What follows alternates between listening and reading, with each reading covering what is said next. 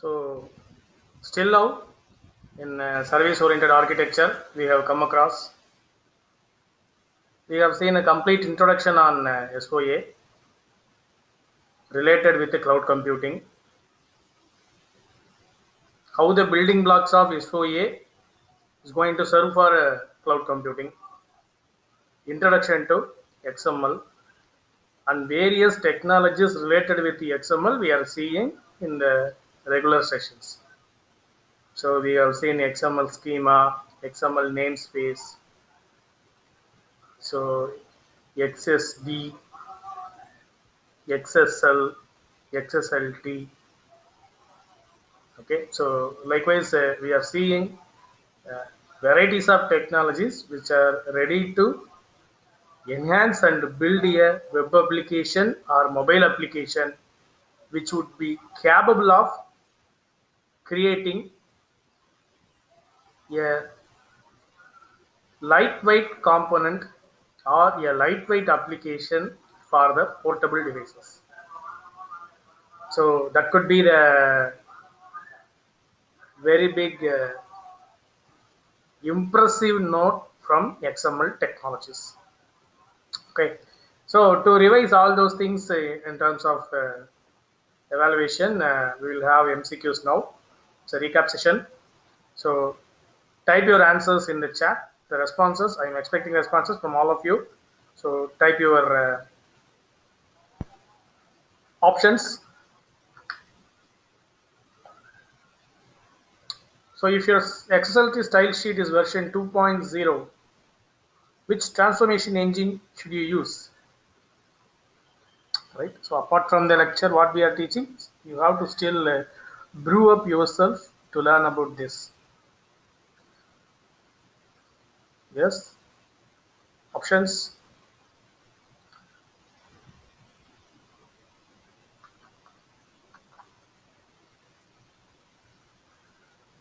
Are expecting options in the chat.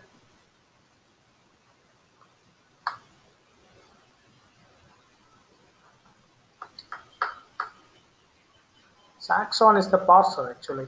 That's built in all of our browsers. So XSLT, yesterday we have seen extensible style sheet language. XSLT is the processor which is embedding formatting inside the XML document. That is the purpose of that XSLT. Okay. So no answers. So ultimately, Saxon 9 or above. That could be the answer for this. So here we have given a namespace. What this namespace conveys? That is the ultimate question. What is the namespace conveys?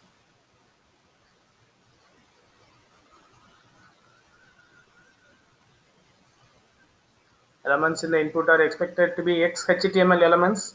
So I can't find anything related to XHTML over there. Elements in the input XML are expected to be TEI elements. Yes, I could able to find out something related to the website in TEI. Elements in the output are expected to be TEI elements. I could able to find something related to TEI in the namespace. Elements in the output are expected to be XHTML elements. I don't find anything related to XHTML.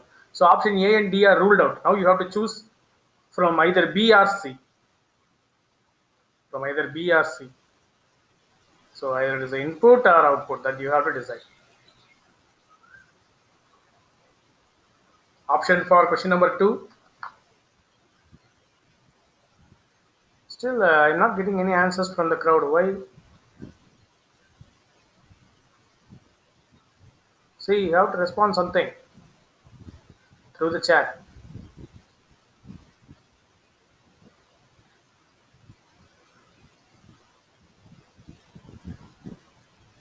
These MCQs will stretch you for your weekly tests also. These MCQs will help you to revise. So what you have learned in the last session, that can be identified here. So what could be the option for this?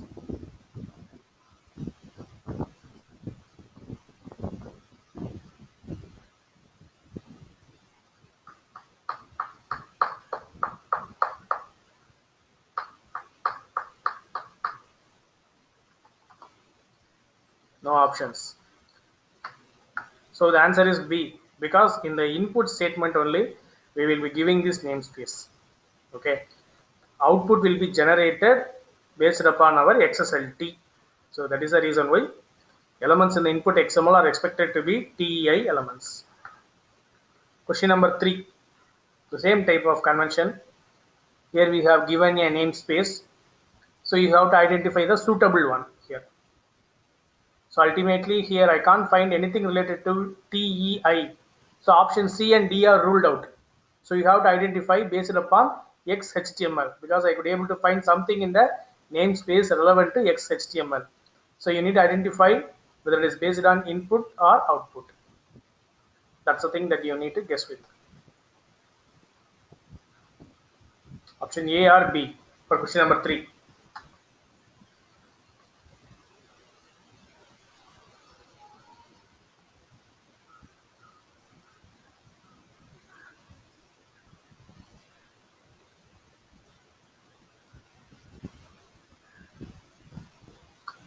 So still no answers. I think you got upset on something that you could not able to respond for any answers. At least you can make her have some guesses.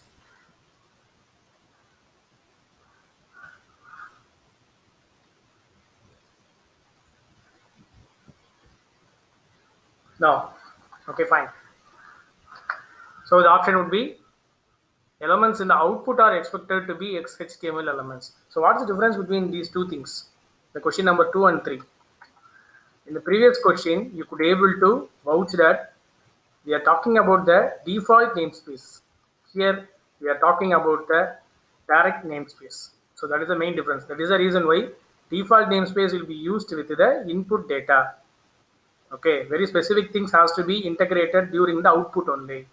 So that is the difference between the transformation happening. So when XSLT is being involved over there, transformation will be happening during the input as well as during the output. Input can be identified using the default namespace, and output can be identified using the normal declaration of the namespace. XSL template elements can be nested inside each other. So nesting is possible or not in XSL template. Yesterday we have seen a list of programs on that. If you have gone through the program, you could able to answer this. XSL template. So true or false?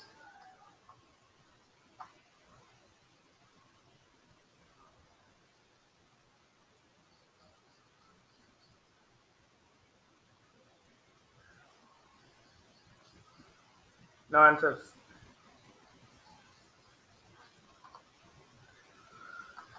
It would be false always. Okay, because I could able to apply one template for one tag only, or one attribute only, or for one user defined tag only, right? I could not able to nest each other. That is the reason why we are having two entries here, because for using the match XSL template match, I'll be using within double quotes slash. Slash represents it is going to apply for throughout the document. If I'm going to specify within any tag instead of slash, I could be able to give any specific tag. So for the tag only it will apply. So we have seen both the cases of outputs in the study session. All those things are sequential only. Nothing will be nested. Okay. So that's the reason why it would be false. So here we have given what does this instruction mean? What does this code is doing? XSL colon apply hyphen templates. Yesterday we have seen apply templates, right? Select equal to double slash div. Okay, double slash div. So what could be the answer? What is the purpose of double slash also, right? So some people have talked about escape sequences. So the same thing is being applied over there. So what it will do, it means find all the developments which are children of current context node and process them according to any applicable templates. Or this is a template that should contain instructions for how to render a div element, as well as find all the div elements in the document and process them according to any applicable templates. Okay, any applicable templates. So what could be the answer? Does anybody ready to respond? I could find no one is responding for this. Okay, I think if people are upset on something. I don't want to revive you. So this could be the answer. Okay. So what we are going to work with today's concept. What is XPath? So while we are talking about XSL, if you want to learn about XPath, we should be very good with the XSL. That is the idea behind this. This XPath and XSL is going to relate using the same syntaxes whatever we have followed in XSL. The places where we are going to use operators, functions, only it is going to differ. Whatever we have seen in the yesterday's program, most of the components are having XPath related entries. So that you are going to see today. So ultimately, what is the purpose of XPath? The term path. So it is ready to help us to traverse the XML document, to traverse all the elements and what are the corresponding values of the tag elements and what are the values of the attributes present in the tag. All those things they will help us. So how XPath is being framed using XCORY and the XSLT. Okay, XCORY we will see in the next session because most of your XPath demonstrations will rely on XSLT only. Okay, so XCORY we will be using some sort of expressions. So those expressions also I have given a simple example, but that can be understood once you are going to learn about XCORY. So XPath is the combination of XCORY and the XSLT. Nothing but if I need to write a program for XPath, I have to incorporate both XCORY and XSLT. Without that, the XPath program could not be complete. Again, I will be telling you, XPath programs don't have any specific extensions. There will be a XML file, file name.xml. There will be a XSL file, okay, XSL file. It consists of formatting, or it consists of some searching, or it consists of identifying a particular node. Okay, so again XSLT will combine these two things and it is ready to generate a particular data, or what is the particular data I want to visit, that could be able to be identified. So program structure will be like this only. So first program you have a XML program, second program you have a XSL program only, what we have seen yesterday. Okay, by these two entities we could be able to understand what XPath is ready to coin. Okay, so that is the reason why that XPath is given as the intersection of XCORY and the XSLT. Already we have seen XSLT in a wider way through yesterday's session. So what are all the features that XPath will derive us? Okay, so it will give us the proper structure actually. In XSL program that you could able to identify the proper structure. So initially you have to give the version, next you have to give the namespace. After giving the namespace, I will do formatting or designing the browser content through HTML. After completing HTML, I will apply XSL constructs for traversing the XML elements. So likewise, I could able to give a proper structure for the program. Next, it provides path expression. Path expression means how I will access the corresponding tag or how I will access the corresponding element. So in the previous technologies, while we are running with the DOM and the parser, I could able to use for some lengthy methods or some lengthy tags. But here I could able to access it using the same tag name itself. So that's going to be involved in the expression. So XPath is ultimate component of XSLT that we have seen in the previous entries itself, as well as XPath is ready to provide us some standard functions. Okay, so what could be a standard function? For example, I could able to access a node by mentioning its position. Okay, how you are accessing or deleting a particular character in a string. So likewise in Java, so I want to print, for example, Abdul Kalam. So I want to print starting from Kalam. Starting from K, I am going to print Kalam.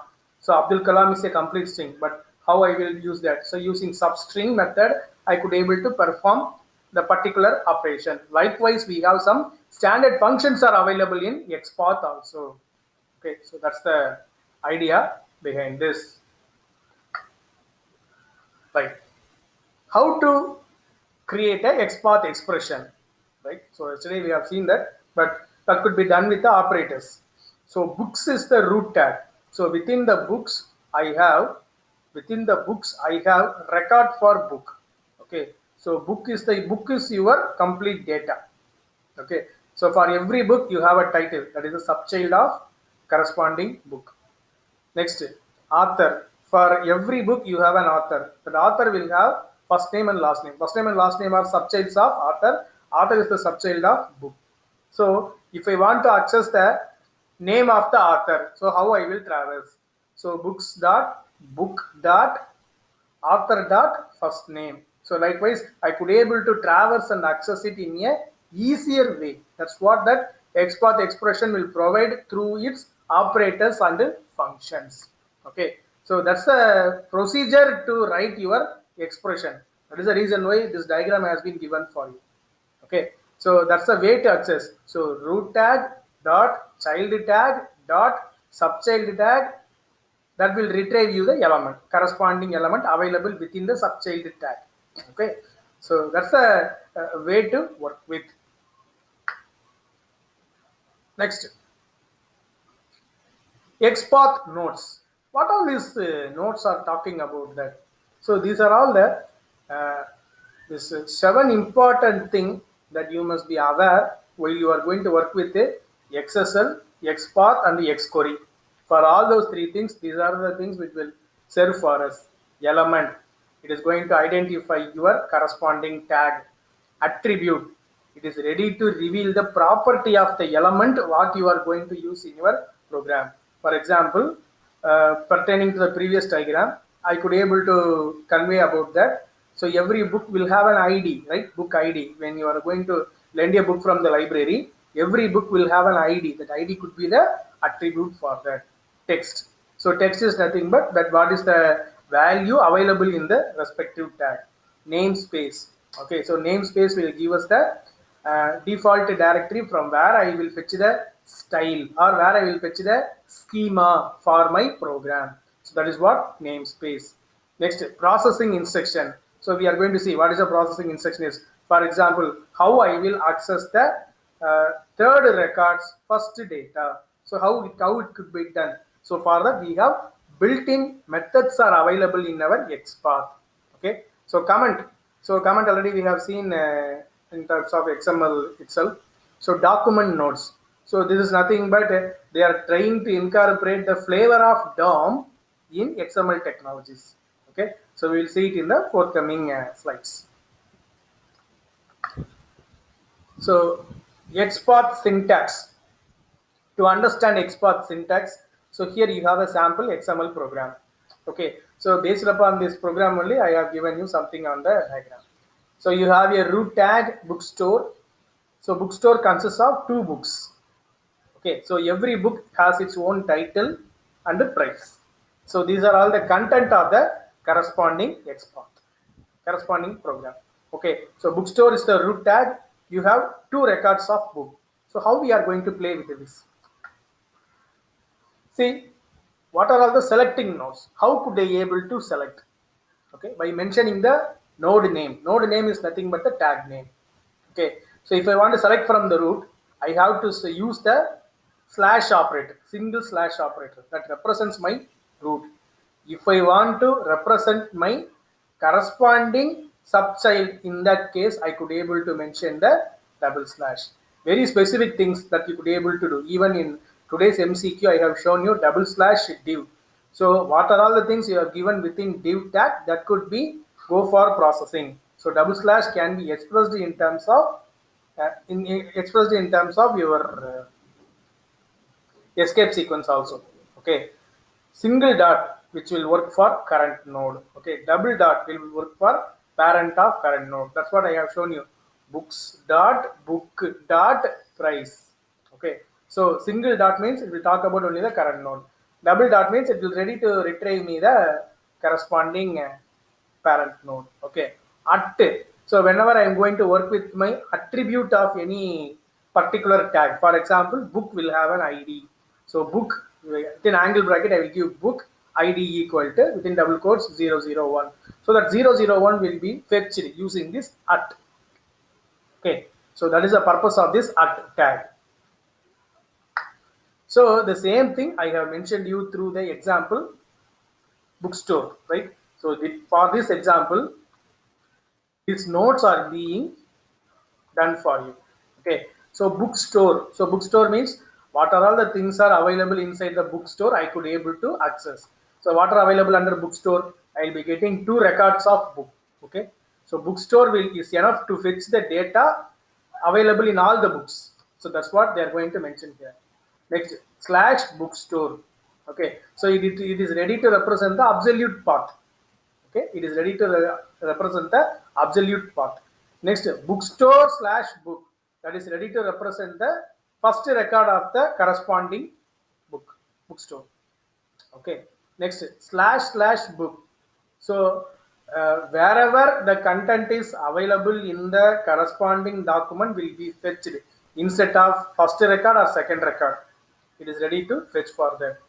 So if I want to display everything, okay, if I want to display everything, I could able to use this bookstore double slash book. Bookstore and bookstore double slash book will work in a will work in the same fashion. But when more number of child tags are going to be available, so bookstore and bookstore slash book will differ. Okay, so that is the main difference between the way of using double slash for root tag with a child tag. So double slash at lang, it is ready to retrieve me the attribute. So lang means it is ready to retrieve me the English en. Okay, so that will retrieve that corresponding value. Okay, so that's the idea behind these expressions. So remember these uh, thing that could be used along with all the functions and operators what we will discuss in a X part. Okay, so that is the idea on this.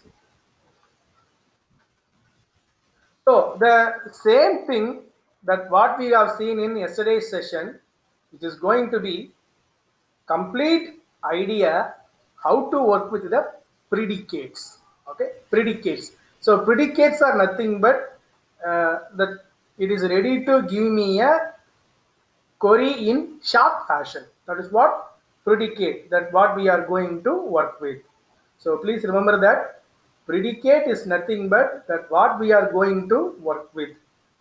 Okay, so please remember that predicate is nothing but, so for example in SQL or RDBMS that you will supply some query, for example select a star from some particular table name where I am going to give you a complete constraint, or I could able to give you a nested query. Okay, such type of things are being shortened using the terminology predicate. Okay, so that's a interesting nature of the predicate. Okay, see the first predicate, they are ready to retrieve the first record. Okay, they are ready to retrieve the first record. So what is that first record? They are ready to retrieve book of 1. Okay, so the first record could be fetched based upon that, so the child's corresponding data will be retrieved. Okay, so and you could able to see some methods here. Bookstore slash book of last. So what is the last child in the bookstore related to that, that will be fetched under the tag book. Okay, so last minus 1. So what it represents, last minus 1, it is ready to remember with the last but previous. Okay, the last but previous. Okay, that is, it is ready to retrieve. And I could able to see, I could able to employ relational operators also here. Okay, so I have used less than 3 based upon the method position. Okay, it is ready to retrieve me first 2 book elements less than 3. If I am going to give less than 5, it is ready to retrieve me first 4 records from the book. Okay, so such a interesting note that we could able to move further. Okay, so likewise you could able to traverse over on that. So next one is that we are going to work with the specific tag on title, that is it is ready to retrieve what are all the elements which are having at lang attribute will be retrieved. I have not specified on any language over there, simply I have specified the attribute name. I have not mentioned any value over there. So what's happening in that aspect, it is ready to work with particular attribute as well as attributes values also. If you check the subsequent one, at lang equal to within single quotes en. Okay, so it is ready to execute for different languages also, for different attributes also. That means, for example, you have a book for Tamil, you have a book list for English, you have a book list for Malayalam. In that case, if I am going to specify this language, only those related entities will be retrieved. Okay, so that is the major advantage when we are going to work with the predicates. No need to write a very long query for this. Okay, so if we want to select based upon the relational operators, so in the fourth one you could able to see I am going to play with the corresponding data structure itself. Position, it is going to work with the data structure of the XML document, but to play directly with the tag, the last but one will help us. So price greater than 100. Now you could able to understand the powerfulness of XML here. XML is nothing but semanticness. The user defined tags data is ready to give over. Okay, what is the meaning of price? That should be understood by the XML program itself. That is the reason why it is ready to retrieve price which are greater than 100. Okay, so that is the role of XML here. It will understand what every tag is doing. That is the reason why XML is a semantic language. Okay, so that's the thing that I want to retrieve over here. If you could see the last one there, for the same condition we have incorporated the title. So I want to retrieve only the title that can be given using /title. What are all the title which are ready to come across this constraint? Only those things will be retrieved. Okay, so simply list the books which are having a price which are greater than 100. That will be listed over there. That's something interesting that we need to move forward. Okay, so that's the idea regarding this predicates. Next, what are all the things that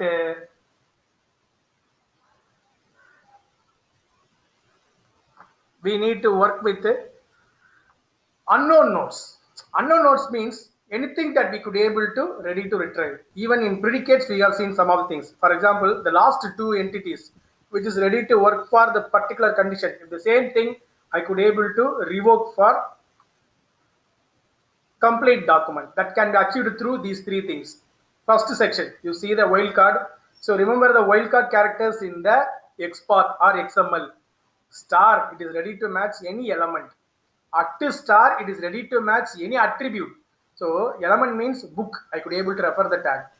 So at star means it will refer that ID, book ID, or in the particular program that you could able to see language, that corresponding lang is the attribute which could be have the values en, right? I could able to find out. Node represents it is ready to match any particular tag. Okay, so that's what wildcard characters available in this XPath. So please remember this. Okay, so I could able to touch it over. Only 44 students are there in the session. I don't know why. So how could I able to create expression based upon that? Okay, so if I need to fetch all the elements from the bookstore, it's enough to supply this command /bookstore/star. Okay, that's a simple idea to retrieve the child elements of the bookstore. /star, it will select all the elements and it will list. Okay, /title at star, what are all the attribute elements that what you are going to refer for title only retrieve. Okay, so that could be the expression. The same way that we could able to retrieve for this. So selects all the title and the price elements of all the book elements. So what it is going to retrieve for all the books, it is going to convey title and the price. That's all. Okay. So likewise, in general, without mentioning any tag, even I could able to retrieve. Within this tag only title and price are available. Even without mentioning the immediate parent, I could able to retrieve /title /price. That should be separated by the corresponding pipe operator. Pipe operator. That is also possible. So even I could able to retrieve, select all the titles of the book element and all the price elements in the document. That's also will be done through these types of possibilities. What's the difference between first one and last one, right? Filtering will vary, that's all. Which filter that it need to work first. So here the filter is going to work for the corresponding bookstore element, then it will work for book, then it will fetch all the title elements. After completing this, it will go for printing the price elements. Okay, so there it won't be like that. Directly it is going to work with the title and price elements parallelly. So that's the idea that we want to stretch it here.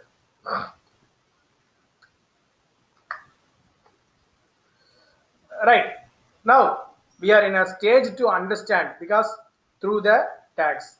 In yesterday's session, we have seen this code, but we have not known whether it is XPath or not. From today's session, we could able to understand that. What I have marked in red color is an absolute path. I could able to reach it very easily. Okay. So remember the employee.xml program. For employee, these are all the fields are available for every employee. Okay, for every employee, these are all the records are available. So employee will be identified using that ID only. So employee will have this tags: first name, last name, nickname, and salary. So /class/ employee of one, that particular node only we are accessing. Okay. For example, it represents I am ready to retrieve the record of the first employee. That's all. Okay. So for that I am giving this path as it is directly /class/employee of one. Okay, employee of one. That is what the place absolute is speaking, right? So that is the idea that I want to give you over here. This is the way to represent the absolute path. Root tag / child tag of corresponding child position / attribute or tag, whatever that you are ready to give. Okay. What is mean by relative path?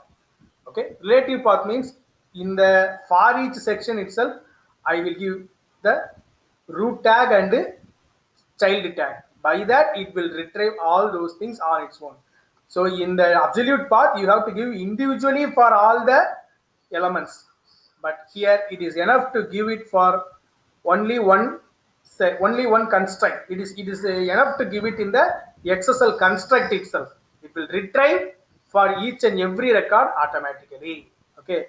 So while we are going to work with a lesser number of records, it is good to work with the absolute path. While we are going to work with a cumulative very big database, it is advisable to work with a relative path. That is the usage and the difference of working with the relative path. Okay. So when we are going to work with the secured applications, okay, secure process engineering, in that cases we could be able to employ the relative path only, right? These are all the built-in methods available in XPath access. That is the term very, very important. Access. Okay. So in JavaScript document object model, these things are available nowadays because some of the recent flavors of JavaScript are that is being sandwiched with Node, Reactive. Okay. So the reset scripting engine is ready to allow the document object model on these things also. Okay. So these are all some built-in content which is ready to retrieve the same tag and the data. That's all. So these things are not available in DOM. That is a very big problem in those days. While XML is being invented, they did all those things. By seeing this XML, again people are incorporating those things in the DOM engine nowadays. That's what making your flavors of different JavaScripts is being easy for this. Okay.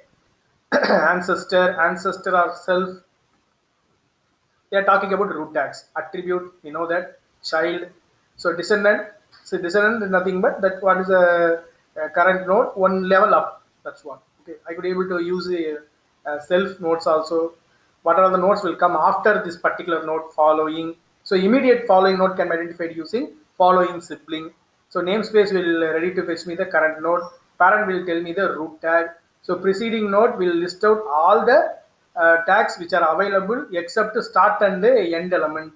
Okay, self which is ready to point towards the current node, right? So these are all the XPath access that we could able to use it in the program.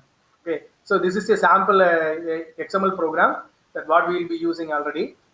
So what could be the version that I need to use here? See that, see the corresponding thing. Preceding hyphen sibling operator. I have used scope resolution operator colon. So comment of, so corresponding. So I have used this method just to remember preceding hyphen sibling colon comment, as well as, so what I am going to select within this class and employee, I am going to refer the sibling of the preceding one comment. So what I am going to work for the tag, this could be the given function. For which tag I need to work on this? For the tag child, employee's child, what you need to fetch? You have to fetch the first name. Child will be mapped with the preceding hyphen sibling. First name will be mapped with the comment for the corresponding tag class employee. So what it will reply? It will ready to respond with the Abhiram. You could be able to see here, right? The first name of the corresponding employee will be retrieved using this built-in functions. Here I have not used any corresponding predicate. I have used only simple expressions. Okay, the built-in access available on that. Okay, so what I have used? Preceding hyphen sibling colon comment. Okay, so that could be the complete idea on this section. XPath operators. So these are all operators which are ready to support. Already we have seen these operators in yesterday's session itself using our XSL. So what we have did here, see that XPath comparison operator, how it will work. So yesterday we have seen in the XSL if statement, we have used the test condition salary greater than 25,000. Okay, so greater than, I have used a comparison operator here. Only relevant to that data, tags will be retrieved. Okay, so that's a comparison operator. Boolean operator. So here Boolean operator that you could able to observe over that, I have used R. Okay, I have used R. So records of ID1 as well as records of ID3. So either of these things are being ready to be retrieved. That's what R operator is being used. So likewise, I could be able to work for all types of Boolean operator. It is also applicable. So how I am using the expression, that should be inscribed within the square bracket. So please remember that. So when I am going to give more than one ID, it should be inscribed within the parenthesis. That's a very simple notation that you could be able to remember and write it in the paper. Okay. So number operators. So div, see, actually the division operator slash is being used for tag purposes in XML. That is the reason why the division operator is div. That is the reason why I have took only that operator and I have mentioned this. What is the value available in salary divided by 25,000? If the value is greater than 1, it will print high. That means it will ready to add one node. Yesterday we have seen in the program, right? It is ready to create one more column or create one more node. That is also possible, right? In that section we have seen this example. Here the stress is there is no slash operator for division in XPath. We have div. Please remember that. That is the reason why I want to stretch it here. So these are all the string functions that we could able to use. So starts with the contains substring. Whatever that we are using in Java, everything is being supportable over there. So see here, concat of first name comma last name, what I have given over there. As well as I am ready to measure the length of the string. So in the for all employees, I am going to do string concatenation as well as I am going to find the length of each and individual string. So I have combined first name and last name and I have measured the length of the name also. That's what being done through this built-in functions. Concat of two tag names, first name comma last name, string length of the result of concat is being passed over there. That's the idea behind this program, right? So these are all the node functions already we have seen in the first slides itself. So this also we have seen in the predicates, node, position, comment, everything. So to understand about that, I have given you. So I could able to find out the position of all the corresponding tags. So there are totally 4 records are there in the employee. All the employee records are being retrieved using 1, 2, 3, 4. You could able to see the ID values being available over there. Serial number is ready to fetch over through the method position. First record, second record, third record, fourth record. Okay, so that could be fetched over through the position method. Okay, so that's the idea on this. So if you have any clarifications, you could able to post it in the chat window